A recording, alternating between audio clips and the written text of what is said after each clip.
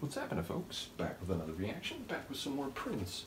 And we're back with more from the Black Album, 1987. Again, originally not released and shelved until many years later. Ultimately, once I get a better sense of Prince's larger discography as we go through not only the greatest hits or selected hits CD that Stan sent, in addition to the Black Album, big shout out to friend and champion of the channel, Stan. But yeah, once I get a larger sense of tracks outside this album, perhaps I'll understand on some level, maybe why Prince wanted it omitted. Again, a couple people have already started to comment about the legacy of this album and, what the original thought process behind it was. But yeah, ultimately, and indeed, some people, I think, were saying that, people are like, oh, it's not even funk anymore, like he's lost the funk or something, which is crazy to me, because even after 2 tracks, it's feeling like a very funky album, even if there's some other layers to it. So either way, looking forward to going through it and then eventually hearing more material outside of that. Again, I know a handful of tunes. Someone mentioned Red Corvette, and I forget what reaction it was. It was a different deep dive, and I was like, wait a minute, that's another Prince tune I've heard before. So I don't know that one nearly as well as something like When Doves Cry, but that is another track I'm familiar with, so it'll be interesting to get back to that one at some point. Nevertheless, the next tune on the Black Album is called Dead on It.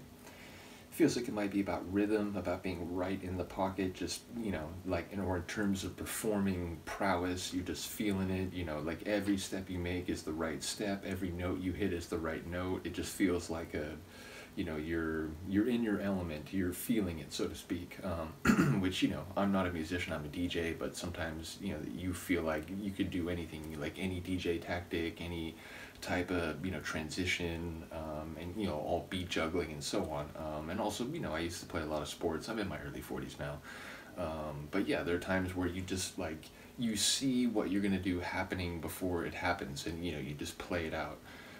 So that's what it feels like to me, someone who is really in the groove and just everything they're touching is class. Now, again, it could have a different meaning, and maybe dead on it could be dead in your tracks, you have to stop, but I feel like any other interpretation is less likely. Now, granted, when I do these thoughts about the titles, it's just subjective and speculative, obviously, and many times I am quite wrong, so in any case, it's just a way to get my brain working so that if I hear a line that does sort of fit with one of the thoughts I had, it's just, I can more easily recognize it. In any case, I'll shut up and we'll listen. This is Prince, the tune is Dead on It, and it's from the 1987 Black Album.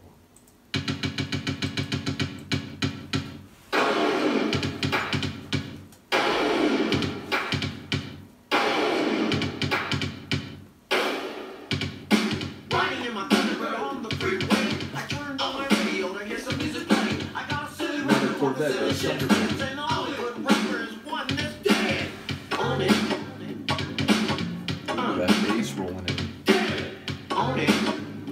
Shall we go back? Yeah! Let's go.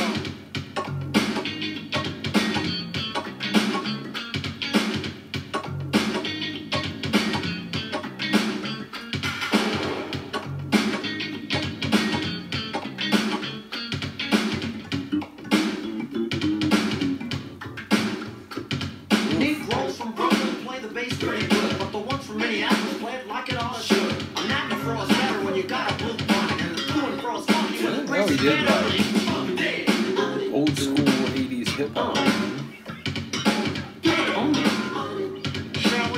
I mean, it's got funk still, it's got a bit of soul, but it's, in a very legit sense, it feels like a hip hop track.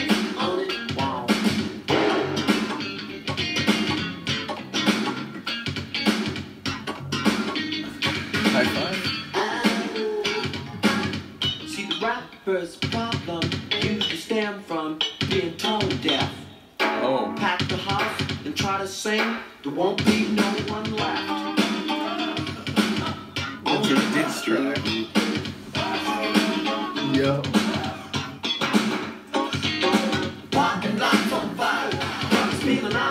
Prince is coming for you, atonal rappers.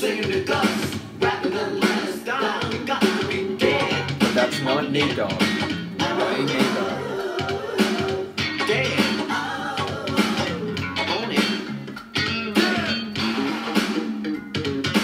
All the sisters like it when you live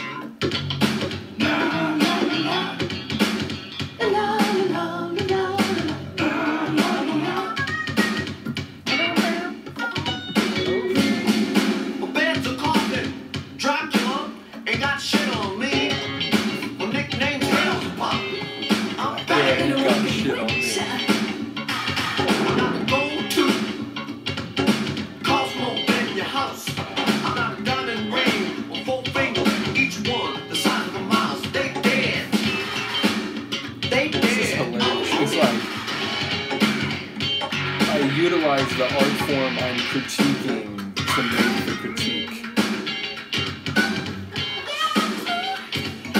But with the funk and soul touches to... And that deep bass, it's subtle, but it's growling away.